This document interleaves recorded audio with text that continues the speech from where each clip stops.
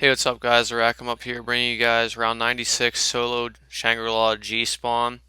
I've been playing this game for the past 3 days, streaming it all on Twitch from round, I think 45. I think I started streaming somewhere around there.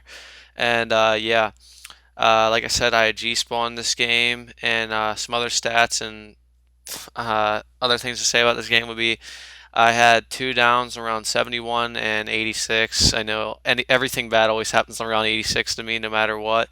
And both of those downs, they're both broadcasted on Twitch. You can go to my past broadcasts, see how they happen.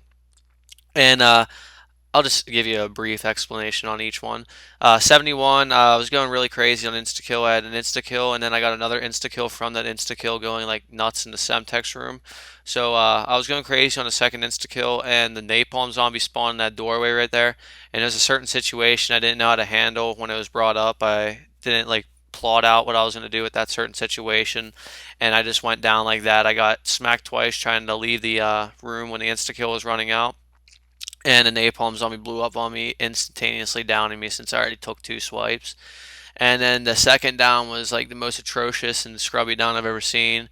I was going to pack a punch. I was out of ammo out of my regular JGB, and uh, I was going to power, and I tried shooting a crossbow, trying to step on the plate. I shot a crossbow, and then like I was on the plate, and I shot a second, or no, I tried shooting a second one while I was already trapped around it. Like it's pretty hard to explain. You just check out my Twitch channel. But yeah, I got a second down trying to step on a stone, be lazy, and not really like take any effort into pack of punching the weapon and stepping on the stone correctly. So yeah, both downs were not running the spot. This train is really easy. I ran the AK strategy the entire time. I did not run the M16, and most likely never will. Maybe if I might play another Shangri-La game, that's not real soon. That's another of my little agenda of plans or solo high round games I have in store for the future. Uh, I'm probably gonna run like AK to like 90, and then maybe switch over to M16, since G spawn is mainly caused from A, the zombies being too compacted, or B, another theory which really can't be proven, just pretty much is based off of a certain speculation from other high round players.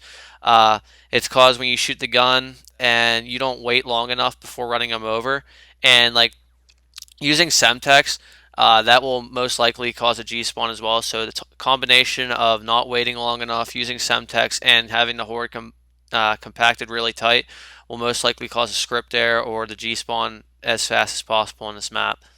And yeah, that's pretty much all my explanation and stats on the game. And what I want to talk about today is it was actually sort of about the downs. Like I was thinking about this the other night ago, was the standards of YouTube and like solo as in comparison to co-op. What I've been like looking over into briefing as of recently was, why do people care so much? As if like, say you're in a game and you're on, I'll give like an example. Say you're like on like 100, like, all right, yeah, I'll use this example actually. Say you're on like 130 on transit and you have one down, as in comparison to two downs. Like a good friend of mine, the Frenzy, he always like brings up the Thundergun's 133 game on transit in comparison to I8's like 126 or 7, whatever, when he got the script there and he had two downs.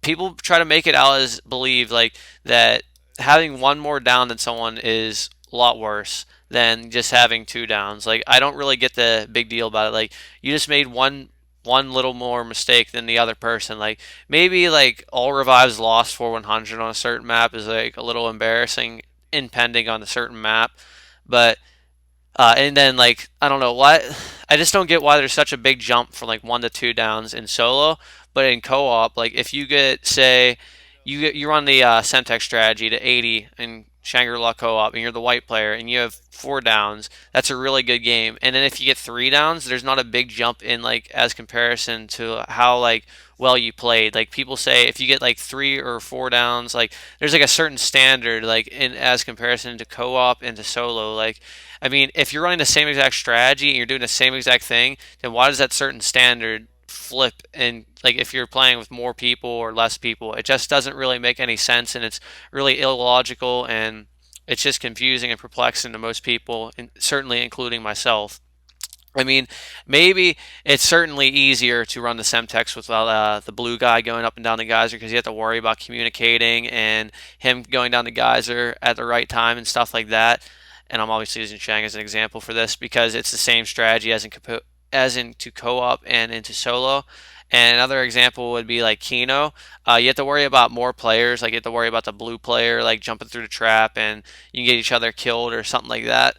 But I think that it's just that there's so many more factors that can lead to downs and to your downfall as in comparison to solo because you only have to worry about yourself and you don't have to worry about just someone just fucking you over pretty much or console because you can pretty much just down like that in co-op because you can't really pause the game. I mean, there are a lot more factors to go down in co-op, but solo it's pretty much the same exact thing. If you're doing the same strategy in solo as you are in co-op, it just doesn't make any sense that people just draw the conclusion that someone's like worse than someone because they had one more down in solo than the next guy did. Like, I mean, I think there is certainly a bigger jump. Like, say, like I don't really care. Like, if someone goes like maybe one or two downs. Like I don't think that like one or two downs is not a big difference, but maybe from 0 to 3 downs, like since it's so like different, like since like you literally have not made a single mistake the entire game and you're literally going quote unquote flawless throughout the game, it makes it that much more impressive because it makes it seem as if you're untouchable towards the game and to the zombies. But like in co or not in co-op in solo where you have all three revives, it's just that you're constantly making mistakes and I don't know, like there are ways on certain maps where you can just get fucked up and just get stupid retarded downs without without your fault pretty much. Like for example my 86 Treyarch on Die Rise with no perks I just recently did.